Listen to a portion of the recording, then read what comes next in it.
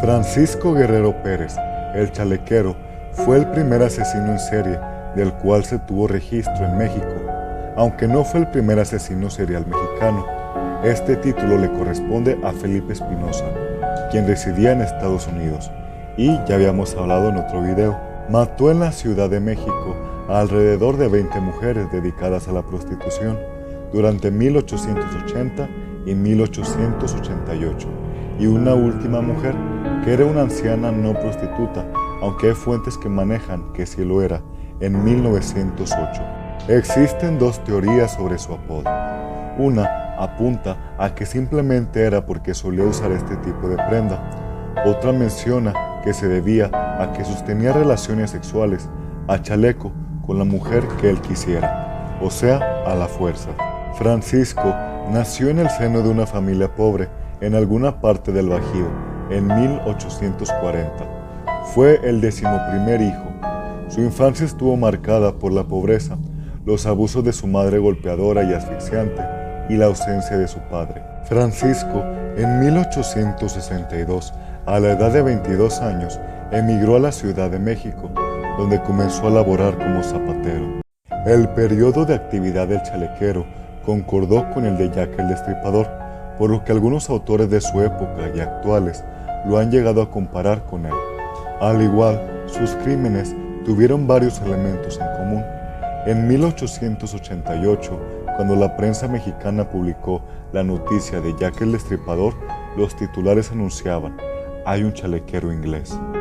Carlos Roumanak, uno de los primeros criminólogos mexicanos, concluyó que el chalequero era un criminal nato, pues en sus palabras dice: "No hay datos suficientes que autoricen a suponer que el chalequero haya cometido sus crímenes bajo la influencia irresistible de la perversión sexual. No los ha cometido bajo la influencia de una obsesión morbosa. Los ha consumado por impulsiones violentas y conscientes. Es por tanto un degenerado, inmoral, violento". El modus operandi del chalequero era abordar a sus víctimas con el pretexto de hacer uso de sus servicios, y en efecto sí hacía uso de ellos. Posteriormente las amagaba y ultrajaba, las asesinaba por estrangulación o degollamiento, y finalmente, por razones que no están muy claras, quizá para que no pudieran ser identificadas, en algunas ocasiones llegó a decapitarlas.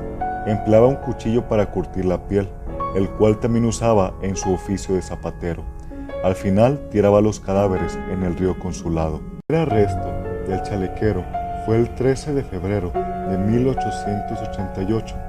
Francisco Guerrero fue arrestado por el detective Francisco Chávez, tras haber sido denunciado por varios vecinos: José Montoya, Eulalia González y Lorenza Urrutia.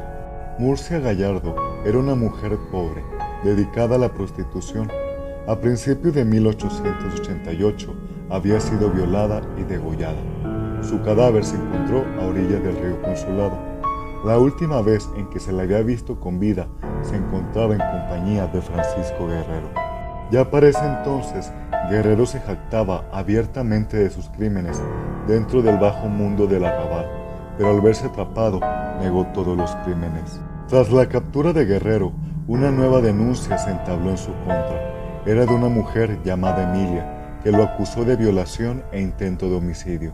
Según declararía ella, no era prostituta, era lavandera. Había sido agredida por Guerrero en la colonia del río Consulado, tras regresar de una peregrinación al pueblo de la Santísima, cerca de la villa de Guadalupe. Dándola por muerta, la había abandonado en los márgenes del río. Francisco Guerrero solo fue condenado por la muerte de Murcia y la agresión a Emilia. No se pudo comprobar su responsabilidad en los demás crímenes. En un principio, como dictaban las leyes, fue sentenciado a pena de muerte, pero el mismo Porfirio Díaz revocó la sentencia y lo sentenció a 20 años de reclusión en la prisión de San Juan de Ulúa. En 1904, por error, recibió el indulto. El segundo arresto del chalequero fue pocos años después de haber sido liberado, justamente el 13 de junio de 1908. Francisco Guerrero fue aprehendido por segunda vez por el asesinato de un anciano, que jamás fue identificada plenamente. Tan solo se supo que se llamaba Antonia, a quien ejecutó de la misma manera que a sus otras víctimas. La mujer apareció degollada a orillas del río Consulado. Supuestamente, el móvil del asesinato fue que la anciana lo había hecho enojar. Fue un reportero que, dando cobertura a los hechos, se dio cuenta de que el asesinato de la anciana coincidía con la serie de crímenes perpetrados por Guerrero 20 años atrás. Para este asesinato, Guerrero había cometido múltiples errores. Un niño llamado José Inés Rodríguez había sido testigo de la violación y el asesinato de la anciana. El niño era pastor y estaba arriando su ganado cerca del río cuando escuchó los gritos de la mujer. Se acercó y, oculto entre unos matorrales, atestiguó todo lo ocurrido. Y además, dos mujeres, hermanas apellidadas Solorio, vieron a Guerrero limpiarse la sangre en los brazos, cara y tórax con el agua del río a unos pocos metros de distancia del crimen. La detención de Guerrero se dio sin mayor alarde, exceptuando porque el suceso atrajo la atención de más de 2000 espectadores. Fue recluido en la prisión de Lecumberri y sentenciado nuevamente a pena de muerte, esta vez sin que alguna autoridad interviniera. Francisco Guerrero, el chalequero, falleció antes de que la sentencia se pudiera cumplir, en 1910, a la edad de 70 años. Algunas versiones manejan que murió a causa de tuberculosis, otras manejan que fue la tifoidea como causa de su muerte, y otras indican que falleció de una contusión cráneoencefálica al sufrir un accidente. Hasta la fecha, no se sabe a ciencia cierta cuál fue la verdadera causa de su muerte. Solo se sabe que el signo final de la patología fue una tromboembolia cerebral. Fue encontrado inconsciente en su celda. Posteriormente, fue trasladado al Hospital Juárez, donde falleció. Durante su tiempo encarcelado, jamás mostró señales de arrepentimiento.